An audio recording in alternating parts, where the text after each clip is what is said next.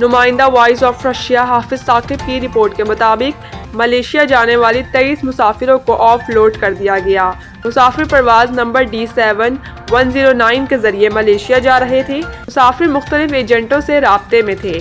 مسافروں نے ملیشیا پہنچ کر روح پوش ہو جانا تھا۔ مسافروں نے اعتراف کیا کہ وہ وزٹ ویزا کے پس پردے میں ملازمت کے حصول کے لیے ملیشیا جا رہے تھے۔ مسافروں کا تعلق کراچی، لوئر دیر، مردان، سوات، باجوڑ، بنوں، گجرات، پشاور کے مختلف علاقوں سے ہے۔ مسافروں نے ملیشیا پہنچ کر وزٹ ویزے پر غیر قانونی طور پر ملازمت اختیار کرنی تھی۔ امیگریشن پروفائلنگ کے دوران مسافروں کے پاس ناکافی رقم موجود تھی۔ مسافر وزٹ ویزے کے اخراجات کے حوالے سے مطلوب رقم دکھانے میں ناکام رہے۔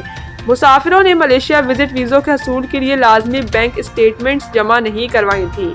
مسافروں کا گروپ محمد اویس نامی ایجنٹ کے ذریعے سفر کر رہا تھا۔ تحقیقات کے دوران ایجنٹ محمد اویس نے انکشاف کیا کہ ویزوں کا انتظام وسیم خان نامی مسافر نے اسٹیفن نامی ایجنٹ کے ذریعے کروایا تھا اور ادائیگیاں بینک اکاؤنٹ کے ذریعے کی گئیں۔ FIA امیگریشن نے تمام مسافروں کو آف لوڈ کر کے مزید تصدیق اور قانونی کارروائی کے لیے FIA anti human trafficking circle Karachi کے حوالے کر دیا۔